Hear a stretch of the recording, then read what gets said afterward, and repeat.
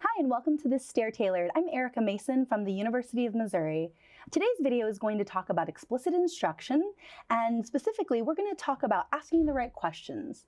This is part one of a two-part video series, and in this part, we're going to talk about what are the two different types of questions that you can ask during instruction.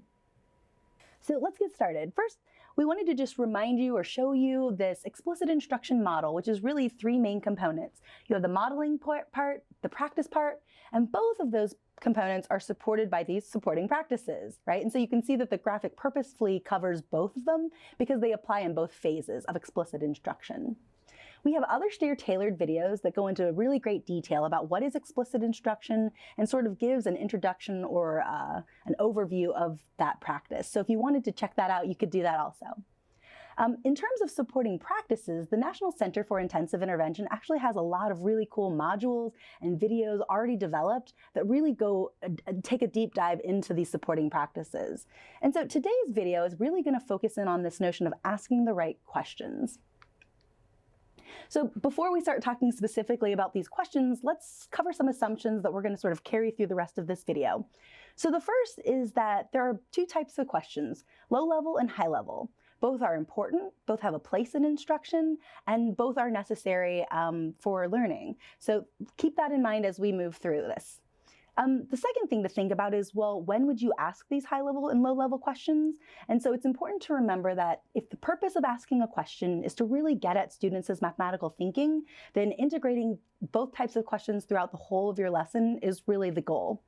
And then lastly, it might feel counterintuitive, but really you're wanting to ask both low-level and high-level questions to all students.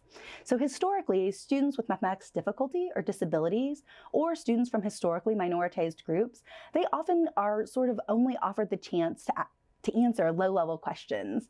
And so it's important for us to keep in mind that really having a variety of questions throughout instruction is important for all students. So let's talk briefly about what is a low-level question. So typically, low-level questions are close-ended. That means they generally have just one right answer, or they could be answered with a simple yes or no. They can also lead students to a particular answer.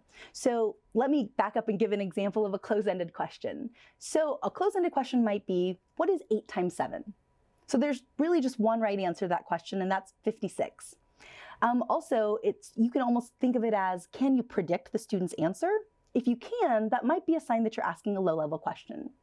Again, low-level questions aren't inherently bad. They're actually really useful in instruction. But what we find is that low-level questions tend to dominate our instruction. That is, we tend to ask a lot of these types of questions. This middle point that I was making is this idea of asking a leading question, which is similar to a close-ended question. I think a really common type of leading question is to circulate around the room and you go up to a student and you say, what did you think about number 3 again? Could you take another look at that? And so you're sort of signaling to students, right, by leading them with your voice, with your gesturing, and with the actual content that you're questioning about, you're leading them to this idea that their answer is wrong. Also, when you're in conversation with students, you might find yourself, again, that inflection sort of suggesting that a student's answer isn't quite correct. And so low-level questions are really useful in terms of when we want to gain this kind of information from students. So when we're wanting to know what they know, if they remember processes, or if they can remember or tell us formulas. Again, these are really important types of questions that we do want to make sure are interspersed throughout our instruction.